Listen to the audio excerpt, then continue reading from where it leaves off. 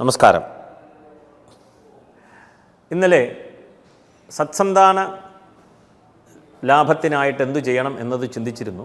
ഇന്ന് നമുക്ക് ഗർഭിണികൾ എന്തൊക്കെ ചെയ്യണം എന്നുള്ളതാണ്. കാരണം ഗർഭം ധരിക്കുന്നു, നല്ല പ്രാർത്ഥനയോടുകൂടി സത്സന്താനത്തിനായിക്കൊണ്ട് ഗർഭം ധരിച്ച് 10 മാസം ആ കുട്ടിയെ വളർത്തി പൂർണ്ണ വളർച്ചയിലേക്ക് എത്തി അതിനുള്ള നല്ല ബുദ്ധി വികാസം, നല്ല ആരോഗ്യം മുതലായവ ആഗ്രഹിക്കാത്തവർ ഇല്ലെങ്കിൽ അത് തന്നെയാണ് ആഗ്രഹം, വേറെ ആഗ്രഹങ്ങളില്ല. അതിന് വേണ്ടിയിട്ട് എന്ത് ചെയ്യണം എന്നുള്ള ഒരു ചോദ്യമാണ്. അതിന് ഒരുപാടുണ്ട്. ഇന്ന് ഗൂഗിളിലൊക്കെ ഒരുപാട് ലഭ്യമാണ്. ഓരോരുത്തർ അവരവരുടെ രീതിക്കായിട്ട് നല്ല കാര്യങ്ങളൊക്കെ പറഞ്ഞു പോയിട്ടുണ്ട്. അതിൽ നമുക്ക് ചിന്തിക്കാൻ പറ്റുന്നത് ശാസ്ത്രോക്തമായിട്ട് എന്തൊക്കെയാണ് ചെയ്യാൻ സാധിക്കുക എന്നുള്ളത് നമുക്കിവിടെ നോക്കാം. ആദ്യമായി തന്നെ പറയട്ടെ, ഗർഭിണികൾ നിത്യവും നാമജപം ശീലിക്കണം എന്നുള്ളത് മസ്റ്റാണ്. എന്തിനു വേണ്ടിയിട്ട് എന്ന് ചോദിച്ചു കഴിഞ്ഞാൽ, നാമം ജപിക്കുമ്പോൾ നമ്മുടെ മനസ്സ് വേറെ ഒരു സ്ഥലത്തും പോവില്ല, ഭഗവാനിൽ ലയിച്ചിരിക്കും, നാമമന്ത്രത്തിൻ്റെ ശക്തി ഉണ്ടാവും. കാരണം നാം ചിന്തിക്കുന്നതെല്ലാം കുട്ടിയും ചിന്തിക്കും, കുട്ടിക്കും ചിന്തിക്കുവാൻ സാധിക്കും, കുട്ടിക്ക് റിലേറ്റ് ചെയ്യുവാൻ സാധിക്കും. തീർച്ചയായിട്ടും ബുദ്ധി വികാസത്തിന് അത് സഹായിക്കും എന്നുള്ളതിൽ തർക്കമില്ല. അപ്പോൾ നാമജപം ശീലിക്കുക. നിത്യവും സന്ധ്യയ്ക്ക്, രാവിലെയും വൈകിട്ടുമായിക്കോട്ടെ, 2 നേരവും ആയിക്കോട്ടെ, ഒരു 30 മിനിറ്റ് ഒന്ന് മാറ്റിവെക്കുവാൻ സാധിച്ചാൽ പകുതി പ്രശ്നങ്ങൾ സോൾവായി കഴിഞ്ഞു. 30 മിനിറ്റ് മാറ്റിവെച്ചാൽ. കാരണം ഗർഭം മുതൽക്ക് തന്നെയാണ് വളർച്ച തുടങ്ങുന്നത്. നാം ഇന്ന് ഒരു കുട്ടി ജനിച്ച് ഒരു 15 വയസ്സിന് ശേഷം 20 വയസ്സിനൊക്കെ ശേഷം അവനെ നന്നാക്കുവാനായിട്ട് ഓടുകയാണ്. ഇതെല്ലാവർക്കും ബാധകമാണ്, ഇത് എനിക്കും ബാധകമാണ്, എല്ലാവർക്കും ബാധകമാണ്. കാരണം മനുഷ്യന് അറിവ് വരുന്നത് 40 വയസ്സ് 45 വയസ്സിലേക്ക് എത്തുമ്പോഴാണ് ഭഗവാനെ ഈ ചെയ്തതെല്ലാം തെറ്റിപ്പോയി എന്നുള്ളൊരു തോന്നൽ. പിന്നെ പഠിക്കുവാൻ തുടങ്ങുകയാണ്, പിന്നെ അത് അപ്ലൈ ചെയ്യുവാനായിട്ട് സമയമില്ല, പിന്നെ മരണമാണ് ലക്ഷ്യം. തിരിച്ചു വരാം. അപ്പോൾ ഗർഭിണികൾ 30 മിനിറ്റ് രാവിലെ, 30 മിനിറ്റ് വൈകിട്ട് ദയവ് ചെയ്ത് പ്രാർത്ഥിക്കുക. ഈ പ്രാർത്ഥന എന്ന് പറയുന്നത് നാമജപമാണ് ഉദ്ദേശിച്ചത്. വിഷ്ണു സഹസ്രനാമം, പ്രത്യേകിച്ചും വിഷ്ണു സഹസ്രനാമം, നാരായണീയം ഇവ പാരായണം ചെയ്യാം.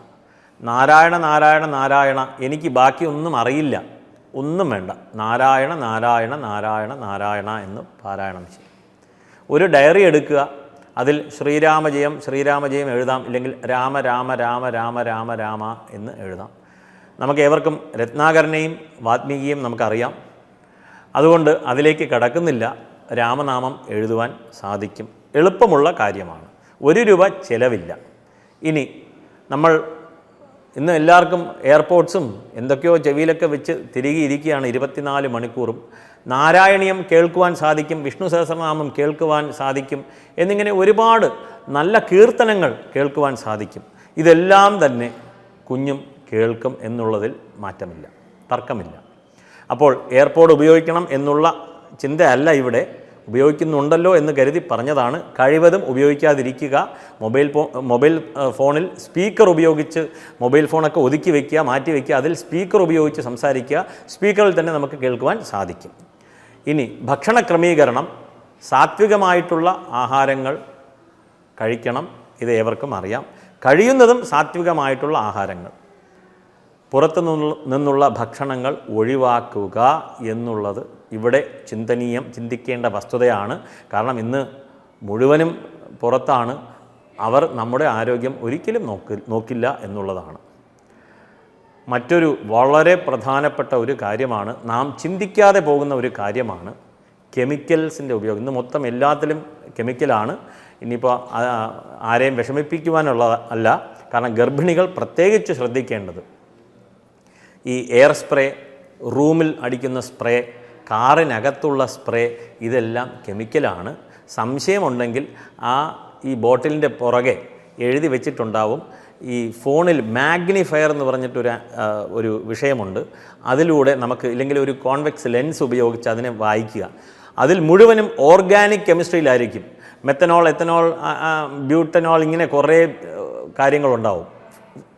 കംപ്ലീറ്റ് അത് ഒരു ഓർഗാനിക് കെമിസ്ട്രി മുഴുവനും അതിനകത്തുണ്ട് ഒരു സ്പ്രേക്കകത്ത്.